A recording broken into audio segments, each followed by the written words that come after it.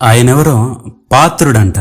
ఎవరి పాత్రుడో ఎవరికి పాత్రుడో నాకైతే తెలీదు, కానీ అతను ఏమన్నాడంటే అసలు మెడికల్ కాలేజీనే లేదు, జీవో కూడా లేదన్నాడు.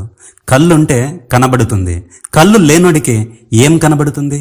2022 ఆగస్టు 8వ తేదీనే జీవో ఇచ్చారు.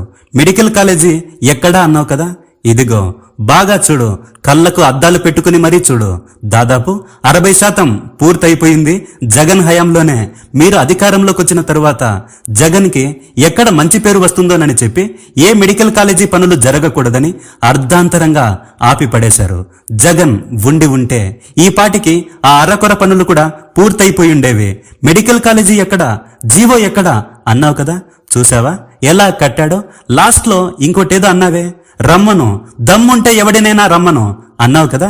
రేపు మా వాడు వస్తున్నాడు, మీలో ఎవడికైనా దమ్ముంటే అక్కడికి రండి, తేల్చుకుందాం మెడికల్ కాలేజీ ఉందో లేదో. లేదంటే స్పీకర్ పదవికి రాజీనామా చేసి ఇంట్లో కూర్చో. మెడికల్ కాలేజీ అనేదే లేకపోతే మెడికల్ కాలేజీని ఎలా ప్రైవేట్ చేస్తారు? Simple question.